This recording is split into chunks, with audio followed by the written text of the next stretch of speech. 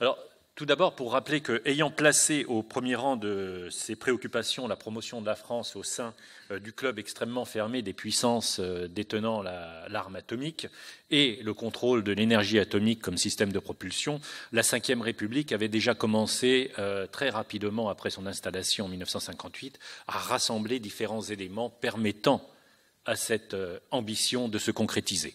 Quels sont ces éléments? Eh bien, tout d'abord, il y a eu la création d'une délégation ministérielle pour l'armement, à la tête de laquelle on a mis un général particulièrement décidé, en la personne de Gaston Lavaux.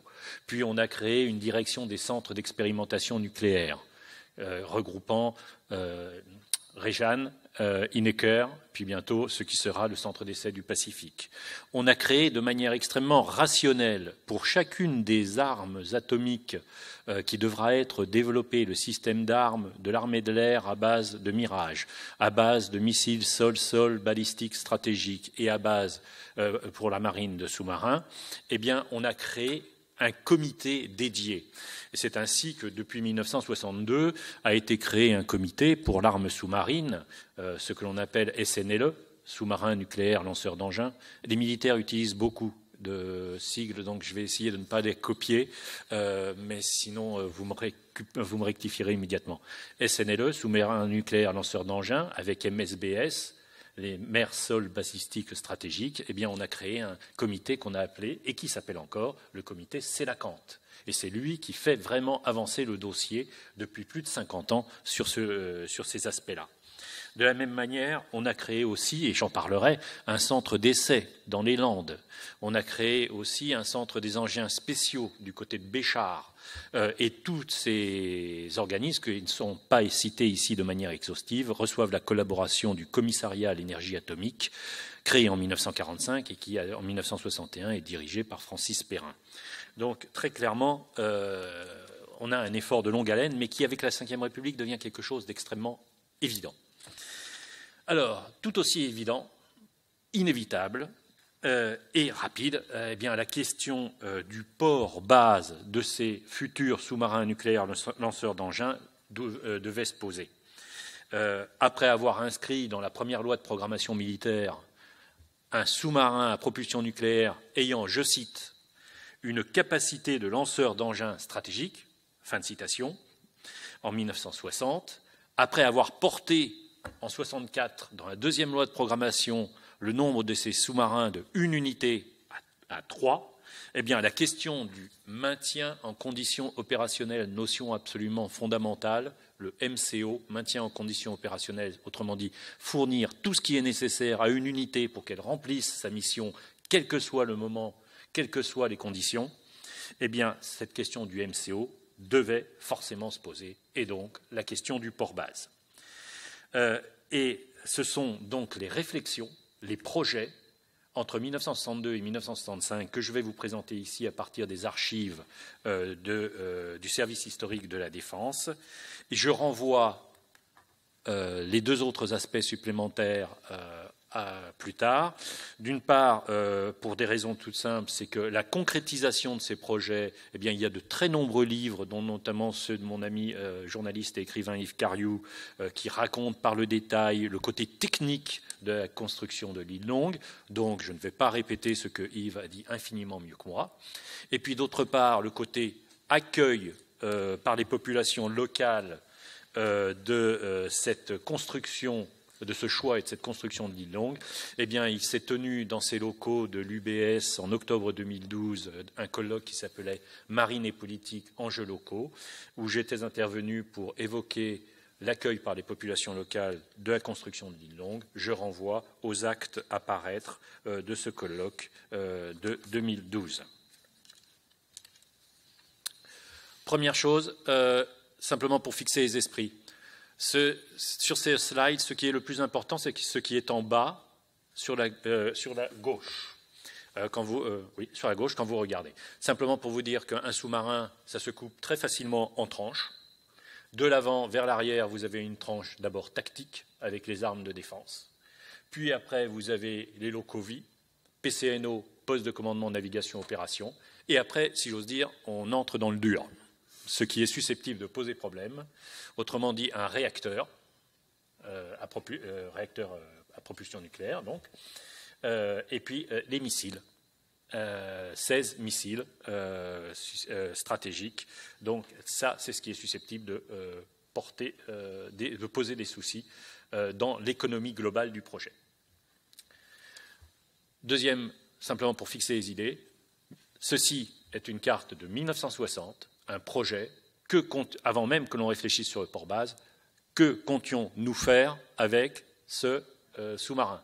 Eh bien, cette carte est très simple. En 1972, vous avez des arcs de cercle à partir de 2 endroits qui indiquent les surfaces que l'on doit battre et les agglomérations que l'on doit anéantir, parce que nous sommes dans une stratégie anti-cité à l'époque.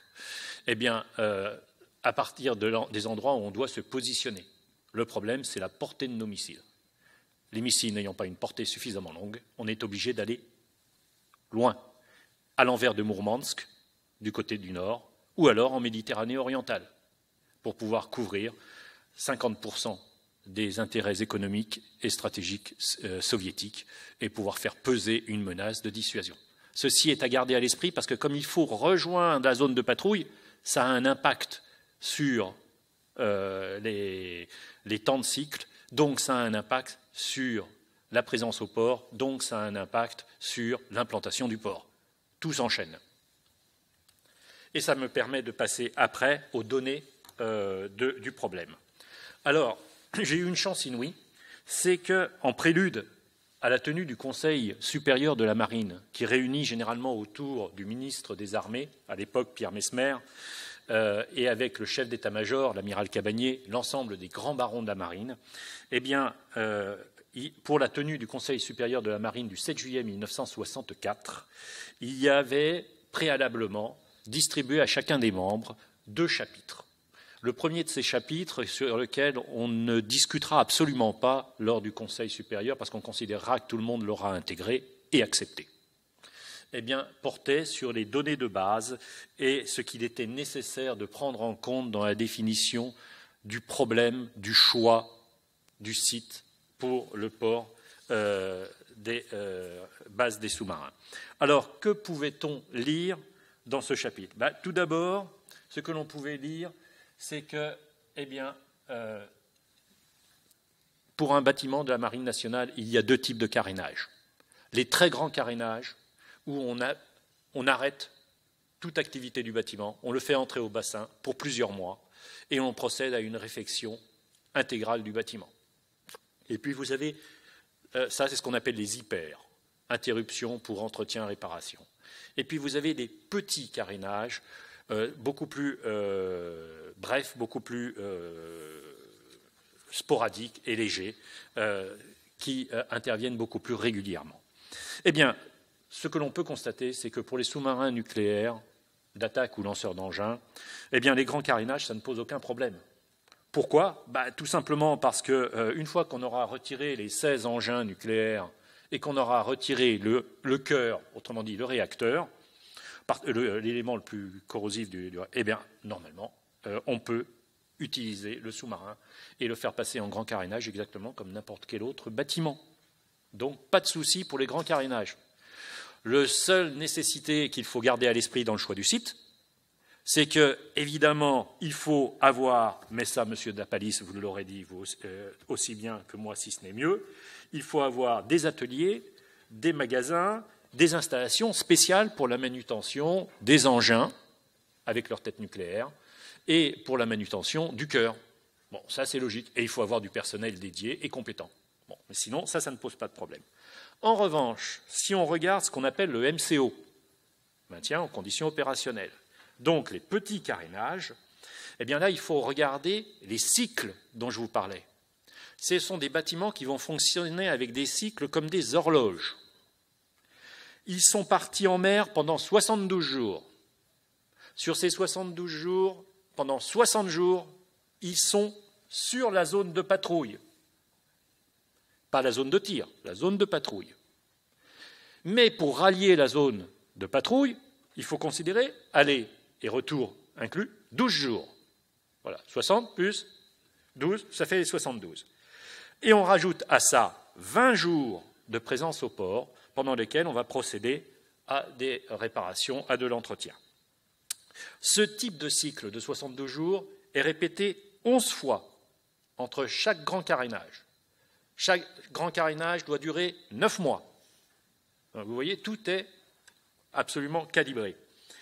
Et cette application des cycles doit être faite, et le document le souligne 3 fois, en gras, doit être fait sans aléa. La dissuasion est une permanence. Et ce résultat, il peut être obtenu soit par la robustesse du matériel, soit par l'exécution dans des délais imposés et dans des conditions de sûreté voulues des travaux d'entretien qui doivent être faits au port. Alors, ça implique quoi? Ça implique un certain nombre de choses dans la définition du port. En ce qui concerne le bâtiment, eh bien, ces petits carénages seront faits avec les engins à poste, ce qui signifie que dans le cas des petits carénages, contrairement aux grands, on intervient sur le sous-marin, dans le bac, alors qu'il a encore ses 16 missiles avec leur tête nucléaire dans les tubes lance-missiles. Ça change la donne. Bon. Alors, que faut-il? Il faut remettre en état le matériel défectueux par échange standard. Il faut remplacer systématiquement les organes qui sont arrivés à échéance de vie ou qui sont en état d'usure. Il faut passer au bassin tous les 6 mois pour gratter la coque et pour la peindre. Il faut remplacer par des engins neufs et reconditionner les engins défectueux ou arrivés à échéance de visite, selon un calendrier qui doit faire en sorte qu'aucun engin ne restera dans son tube sur le sous-marin plus de 2 ans. Et puis, avant le premier cycle, de lancement, qui ouvrira les patrouilles opérationnelles, et après le dernier cycle, avant l'entrée en grand carénage, il faut débarquer ou il faut embarquer la totalité des 16 engins. Et puis, bien sûr, j'oubliais, mais il faut prévoir le ravitaillement complet du bâtiment en gasoil, en eau douce, en eau distillée, en vivres, en rechange, et il faut le nécessaire pour démarrer le réacteur. Bon. Alors, ça implique quoi? Ça implique que votre port base doit avoir des quais d'accostage, un bassin de radoub ou un dock flottant permettant l'échouage du sous-marin, une alimentation électrique qui doit de manière infaillible, c'est-à-dire avec des systèmes de redondance pour éviter qu'on échoue dans cette affaire délicate, une alimentation électrique qui doit de manière infaillible lancer le réacteur, des ateliers de mécanique, des ateliers d'électronique, des magasins de pièces de rechange, des stocks de ravitaillement divers, des moyens de servitude et une infrastructure pour les engins. Bon, ça commence à faire une liste déjà assez longue à fournir. Je vous ai dit, il y a 2 problèmes dans les sous-marins, la chaufferie nucléaire et les vecteurs, les missiles ou les engins. Alors, les engins, ils posent des problèmes assez spécifiques. Alors, ils posent des problèmes assez spécifiques à plusieurs niveaux. Tout d'abord parce que les différents tronçons qui composent les engins, ce sont des missiles à plusieurs étages, sont assemblés à partir d'éléments provenant de multiples fournisseurs qui convergent vers un centre, qui est le centre d'essai des Landes, d'une part, et surtout le centre près de Bordeaux, le CAPE, qui, autrement dit, Centre d'achèvement des propulseurs et des engins. Et à côté, près de Bordeaux, vous avez la poudrerie de Saint-Médard-en-Jalles. Et à Saint-Médard, on s'occupe de choses aussi inoffensives que la coulée des poudres dans les propulseurs. Bon. La géographie, on en parlait avec Sébastien, la géographie de la France, hélas, ne se prête pas à la création près des lieux de fabrication des engins d'installations portuaires accessibles aux sous-marins. Ce qui signifie, en d'autres termes, qu'une infrastructure est nécessaire dans la base opérationnelle, une fois qu'on l'aura choisie, pour assurer, avec un volant de tête et d'engin suffisant, que veut dire suffisant? Pour 3 sous-marins, il faut 30 engins, pour 5 sous-marins, 46 engins, et en tout cas 20 têtes nucléaires. Bon. Les chargements, les déchargements, les remplacements à bord des sous-marins. Alors, outre les installations de stockage, il faut des ateliers pour ces engins, ces ateliers d'entretien et de contrôle, aussi bien des engins que des éléments des engins. Je vous ai dit, ce sont plusieurs tronçons qui sont assemblés, donc ça se vérifie de manière séparée, puis après ça se vérifie en global. Il faut donc des bancs d'assemblage et de désassemblage. Il faut un atelier d'entretien et de contrôle des têtes. Il faut un atelier d'assemblage et de désassemblage des têtes. Il faut des bancs d'assemblage des têtes sur les engins. Il faut des installations de levage pour prendre les engins et, une fois que la tête a été placée dessus, venir le mettre de manière très précautionneuse à l'intérieur du sous-marin. Et il faut des moyens de transport. 5 minutes. Hein.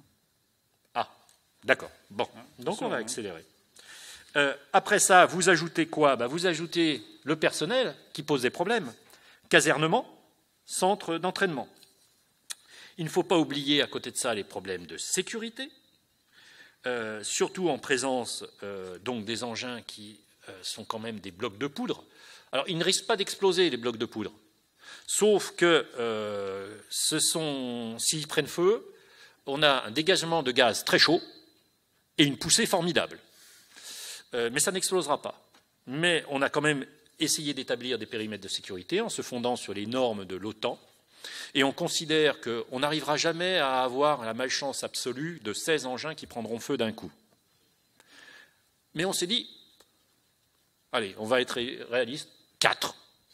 4, donc on regarde barème OTAN. Si possible, il faut créer une zone de 800 mètres autour pour être sûr que le périmètre de sécurité soit respecté. Pour ce qui est des têtes de nucléaire, alors on a tendance à imaginer qu'elles vont exploser toutes seules. Aucun risque. Aucun risque, les têtes nucléaires ne peuvent pas exploser parce qu'elles sont amenées démontées. Vous avez les implosoires d'un côté, les charges fissiles de l'autre. On rassemble les deux, là c'est un peu touchy, et on fixe sur le missile après, effectivement. Mais ça ne s'armera que dans la trajectoire balistique. Le moment où les deux charges fissiles sont projetées l'une contre l'autre et que là on entre dans un effet critique, c'est provoqué au moment où le missile est parti et sur sa trajectoire, plus rien ne peut l'arrêter, sauf peut-être une contre-mesure de l'ennemi, mais normalement il arrivera à destination et c'est à ce moment, sur cette dernière phase, qu'il sera armé. Alors le seul problème des têtes nucléaires, c'est que dans les implosoires, il y a quand même quelques kilos d'explosifs, quelques centaines de kilos d'explosifs. Et donc là, il s'agit effectivement d'être un tout petit peu plus prudent. Après, dernière donnée qu'il faut prendre en compte, protection au mouillage, protection des mouvements des sous-marins, protection anti-aérienne. Et si ça ne suffisait pas, on ajouterait 2 contraintes supplémentaires dans la liste des nécessités à satisfaire, savoir quel va être le développement de la force. Je vous ai dit, 1960, une unité. 1964, on est à 3. Si on veut une permanence à la mer de 2 sous-marins, il en faut 5. Si on en veut 3 sous-marins permanence à la mer sur terrain de patrouille, il en faut 6. Après, ça, c'est le gouvernement qui va... Mais il faut se donner du champ et il faut avoir de la profondeur pour pouvoir faire face. Et puis ensuite, quel est l'ennemi? On pense tout de suite à l'Union soviétique, certes. Mais ne pas oublier que l'ennemi peut être ailleurs, beaucoup plus loin, et dans ce cas-là, il faudrait peut-être que la base puisse flotter, la base puisse se déplacer en même temps que ces sous-marins pour servir de relais. Donc, une fois que cela est dit, eh bien, on arrive aux différents choix qui ont été exposés. Première hypothèse, à l'automne 1962, dans le document initial qui avait pour but de mettre sur le papier la programmation de la réalisation du système MSBS sur SNLE, eh bien, la délégation ministérielle pour l'armement a pensé le plus simple, c'est de tout mettre à recouvrance. Bon. C'était la rédaction initiale, mais en décembre 1963, cette solution est abandonnée, les mesures de sécurité n'étant pas suffisantes, je cite, « compte tenu de la place de ce site par rapport à la ville de Brest ». Oui, c'est le moins que l'on puisse dire. Deuxième possibilité, une fois qu'on a abandonné recouvrance, là, ici, c'est la rade de Brest, toujours bien faire la différence entre la rade abri et la grande rade de Brest. Eh bien, c'est tout simplement, dans la rade de Brest, de venir profiter des installations et de s'installer en rade abri devant les derniers alvéoles de la base sous-marine. Ça a un avantage. C'est que ces alvéoles vont servir pour stocker le matériel nécessaire aux sous-marins. Et en même temps, on va prendre appui et on va faire un appontement à proximité pour des quais d'accostage et de manipulation des engins. On pense que sur le plan de la sûreté nucléaire, ce sera acceptable et que psychologiquement, ça pourrait être acceptable par la communauté brestoise. Finalement, ça ne sera pas le cas. Enfin, 7 juillet 1964, vraiment une réunion du Conseil supérieur de la marine qui est fondamentale, c'est une véritable foire aux idées. Et dans cette foire aux idées, eh bien, on va regrouper les hypothèses en deux groupes. Premier groupe d'hypothèses, on va créer un support logistique autonome et concentré dans la rade et en dehors du port de Brest. Alors, qu'est-ce que ça veut dire? Ça veut dire un tendeur. Qu'est-ce qu'un tendeur? C'est ça. Un tendeur et un dock flottant, ce que vous pouvez avoir à l'arrière-plan, mouillé au port, au point le mieux adapté, le mieux abrité de la rade, c'est-à-dire à Roscanvel. Bon. Problème, les vents rendent inconfortable le séjour des sous-marins et impraticable le passage sur dock. Problème numéro 2, solution onéreuse. Avantage, la sécurité. Dans ce deuxième groupe, on peut créer un port de SNLE dans la grande rade avec des quais, des bassins de radoux, etc. Tout ce que je vous ai énoncé tout à l'heure. L'avantage, sécurité nucléaire et sûreté assurée. Coût d'investissement limité, 170 millions de nouveaux francs, fort coût de fonctionnement. Une incommodité qui est celle de l'éloignement, qui en fait donc une base secondaire. Et un problème, c'est celui de l'absence totale de mobilité. Alors, où est-ce qu'on pourrait installer ça, pense-t-on? Il y a deux possibilités. On revient à la région de Roscanvel, ici, région de Roscanvel, ou alors la pointe de l'Armorique ayant l'avantage, avec le complexe qui se trouve à l'Envéoc, de pouvoir fonctionner dans un ensemble assez global et limitant les coûts. Deuxième groupe de possibilités. Ce deuxième groupe, c'est tout simplement profiter du support logistique que représente l'arsenal de Brest et tout simplement essayer de le maximiser. Comment? Première possibilité, on installe tout à terre. Alors, ça, à ce moment-là, on met des quais d'accostage et des bassins de radoux. Alors, ça vous donne le stockage des engins du côté de Kerhuon, les ateliers d'entretien à Saint-Nicolas, à la pyrotechnie, le stockage des têtes nucléaires au Portzik, les bancs d'assemblage aussi au Portzik, et on fait tout un ensemble de mouvements en utilisant les moyens qui sont rassemblés dans l'arsenal de Brest. Tout ça a des coûts relativement faibles, ça paraît parfait à un détail près, c'est le problème de la dispersion des installations et de la multiplicité des transports. Un deuxième problème, c'est qu'on interdit et littéralement on gêne les déplacements à l'intérieur de la rade de Brest.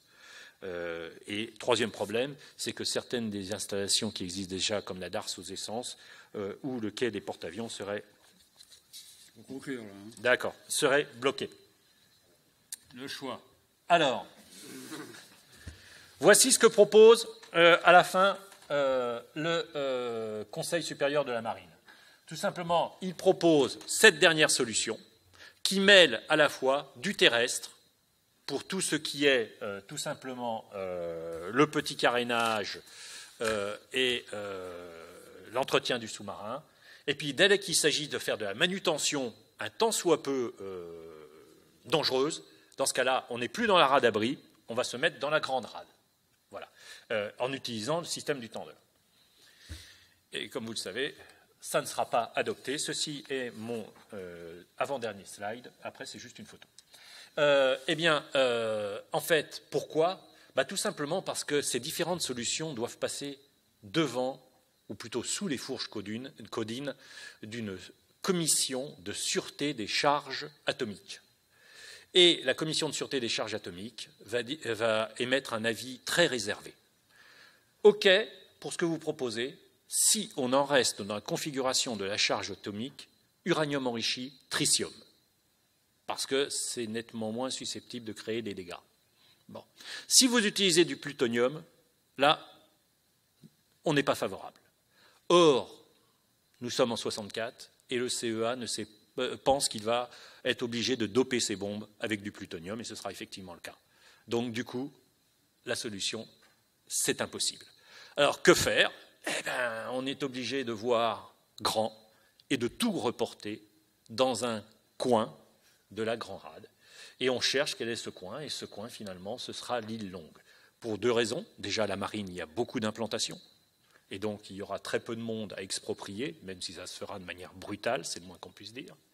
Et puis, ça permettra d'avoir, entre l'île Longue et, juste au sud, une parcelle qui est Gunn-Venez, des bâtiments où on fera d'un côté le stockage des engins et la manutention, et de l'autre, vous aurez la base sous-marine. Ici, une photo de ce que c'était avant. La construction. Ce que l'on voulait absolument éviter, ce genre de cathédrale à construire parce que c'était une ruine, surtout après avoir arasé sur X dizaines de mètres de hauteur. Nous sommes en juillet 1969, là. Et voici ce que c'est devenu, ce que vous pouvez voir sur Google, avec effectivement toutes les fonctions que je vous ai indiquées, depuis le nord vers le sud. Vous avez les bassins, la petite rade avec les bassins, bassin nord, bassin sud, avec la centrale électrique pour démarrer le réacteur du sous-marin, avec la pompe d'épuisement. Au centre, vous avez le plateau où on stocke les missiles, enfin, sans les têtes, mais les missiles, dans des puits. On respecte les 800 mètres. Partie sud, vous avez la base vie, avec tous les services, les pompiers, la gendarmerie, etc., le commandement, avec le quai d'arrivée, tout à fait en bas. Et si vous poursuivez par là-bas, on sort de la photo. Vous avez, évidemment, c'est logique qu'on sorte de la photo et qu'ils ne veulent pas être photographiés. Vous avez le commissariat à l'énergie atomique, très présent dans l'annexe de Gunn-Venez, là où l'on reçoit des éléments des engins et que l'on fait le jonctionnement. Grosso modo, et c'est ma conclusion, l'île Longue, c'est une création qui n'a été absolument pas souhaitée dans ces conditions-là, qui fait l'admiration de nos alliés. De ce point de vue-là, c'est rare de trouver ça sous la plume d'autorités anglaises, mais les Anglais ont été très rapidement bluffés par l'étendue de ce qui a été réalisé. Même les Américains, pendant longtemps, n'ont pas eu ça. C'était ruineux à créer, et ma foi, pour l'instant, ça fonctionne toujours, comme je vous l'ai dit, comme une horloge. Mais ce n'était pas prévu dès le départ.